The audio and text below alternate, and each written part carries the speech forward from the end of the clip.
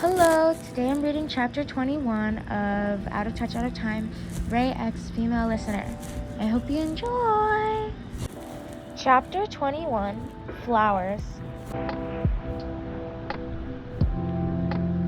Dawn, Gilda, Emma, you, and Norman were walking deep into the forest, trying to be as quiet as possible as not to alert any of the other kids as to why you were heading towards the fence. But even if Ray's distracting Mom, what about Sister? Dawn asked, leading the way. Yeah, if she finds out, we'll be shipped out immediately, Gilda said. Don't worry, I have an idea, Norman said, looking back at Gilda. As you all walked, you noticed Sister Crone standing behind a tree right beside the five of you.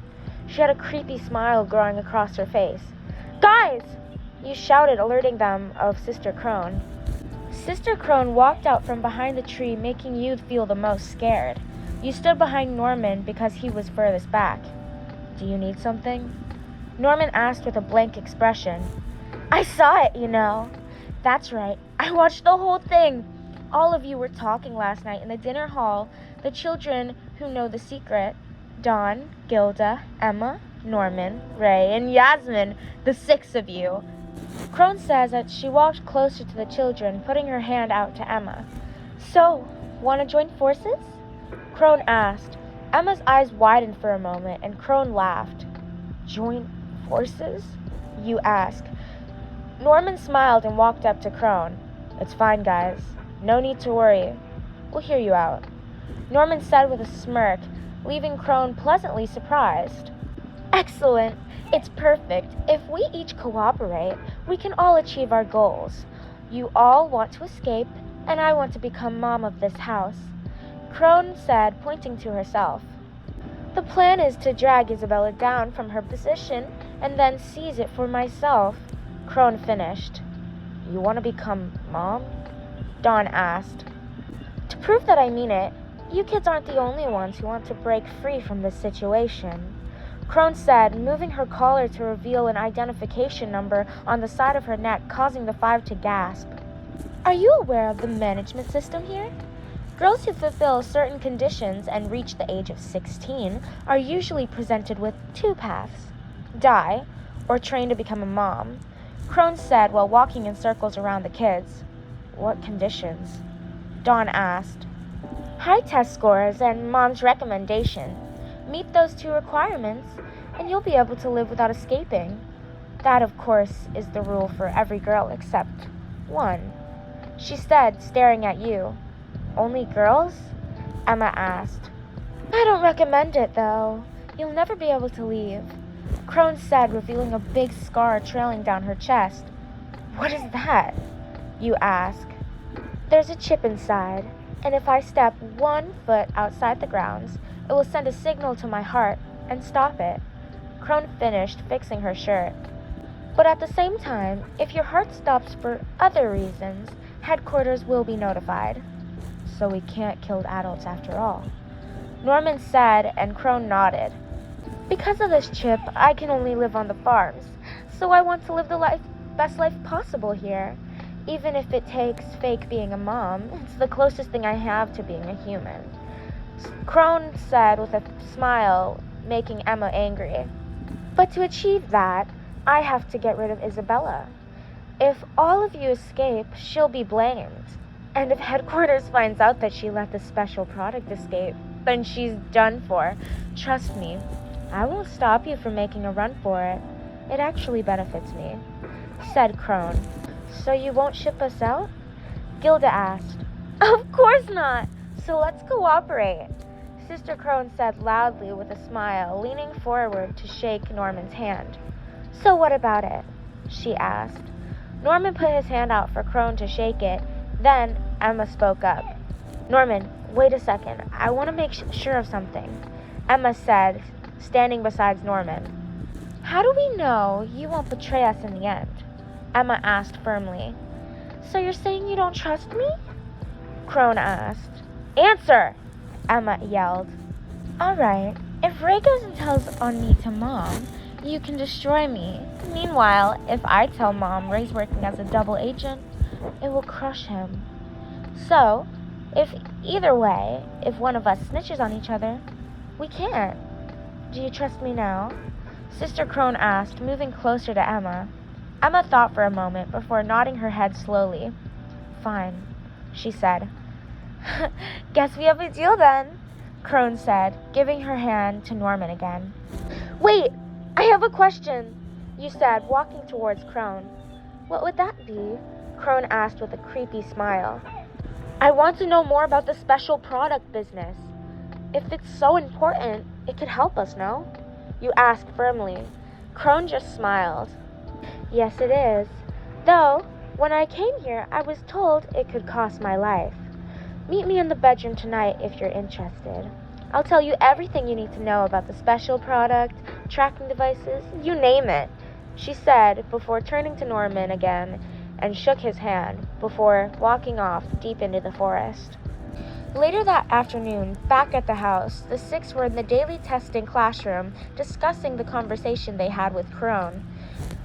Ray and you were looking out the window while the others leaned against the wall. She was one of us, though this is just so she can have a perfect life. What a monster! She doesn't care if any of the kids here live or die, Emma said, annoyed. Said she wouldn't ship us out, Gilda said, sitting beside Emma.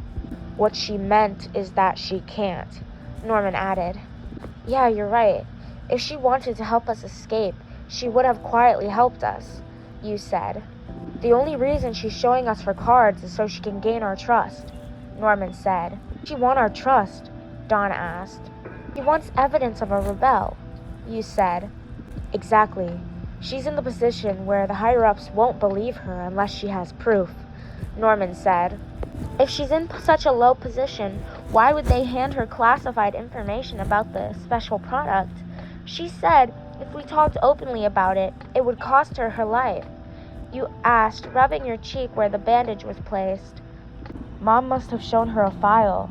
Keep watch. It's obviously you, Yasmin, from the way she was talking about it. We can get more information tonight, Norman said. You nodded.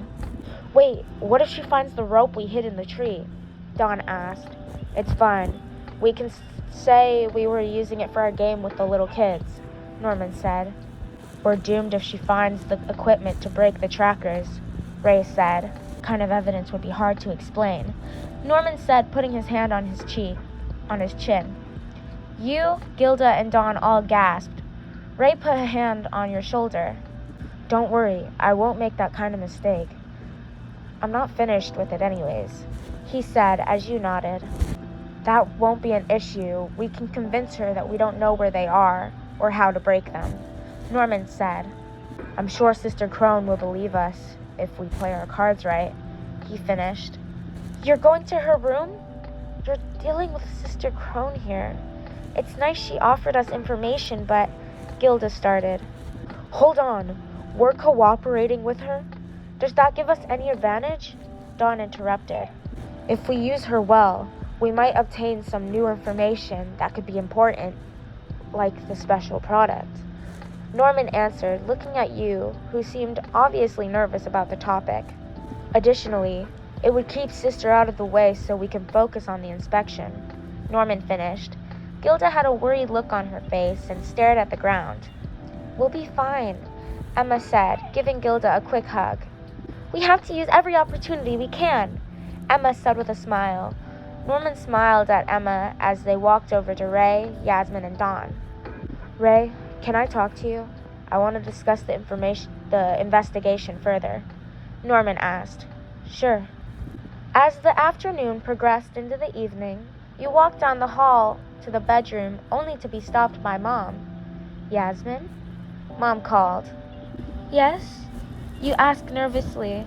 This was the first time in a while you two had a one-on-one conversation. Could you go play with Jemima, Marnia, and Dominic? I believe they were looking for you. They're at the library, Mom asked, putting her hand on your shoulder, then brushing her hand behind your ear. Yeah, of course.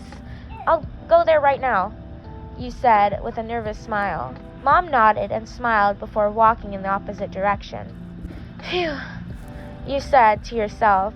You walk down the hall and open the door to the library to be met with energetic faces. Yasmin! They all cheered, hugging your leg. Hey, you guys! You say with a smile, sitting at the table. What are you guys doing? You asked, looking at the array of different colored flowers laying on the table. We're making daisy chains and flower crowns, Marnia said, handing you a daisy. Okay, I've never made these before, but I'll try my best, you reply with a smile. Here, I made one for you, Yasmin. Dominic said shyly as he placed a flower crown of prime roses atop of your head. So pretty! Thank you, Dominic, you said, ruffling his hair. Hours passed, and the four were busy creating flower crowns, until someone stood behind you, patting your head. Huh? You asked, turning around to be met with Ray. Oh, hey, come sit down, you said, patting the chair next to you. You guys better not have dragged any bugs in here with those flowers, Ray said, dusting off the book that was sitting on the table. We didn't, we're just making some crowns, and this one's for you. I made it myself, you say, placing the flower crown made of daisies on his head. You know I'm taking this off in like 10 minutes, right? Ray said, pointing at the crown of flowers on his head. It's my first try to be nice, you say as you gather some flowers that the children weren't using and put them in a small pile. This is for you, Jemima said, handing you a pink rose. Aw, thank you, Jemima. It's so pretty, you say. I think it's bedtime, Ray said, looking up at the clock and then back at the children. No, they whined. Come on, guys, let's race to see who can brush their teeth the fastest, you say, trying your best to get them to go to bed. Okay, they all cheered, as you left the library with the little children. A few hours later, you return to the library and sit down on the seat that you were sitting at earlier. That was exhausting, you complained, laying your head on the table. Ray just snickered. Glad it was you, not me, he said, flicking through a book. Hey, you said, hitting his arm. You sat up for a few moments and looked at Ray. What? He asked. You're still wearing the flower crown, you teased. Shh, I just forgot to take it off, he answered. Sure, you teased. How's your cheek? He asked, putting his hand where the bandage was on your face. It's fine, I barely feel it, you say, brushing it off. That's a lie. It's been irritating you all day, he said, brushing some hair out of your face, making you blush. I've got to talk to Crone with Norman and Emma, you say, rolling your eyes. I'm gonna try and get some more information on the special product situation, you said, standing up. Okay, be careful, he said as he watched you leave the room. Okay, thank you for watching. I hope you enjoyed this chapter. Come back for chapter 22 tomorrow. I love you guys so much. Have a good day, night, evening, whatever. Goodbye.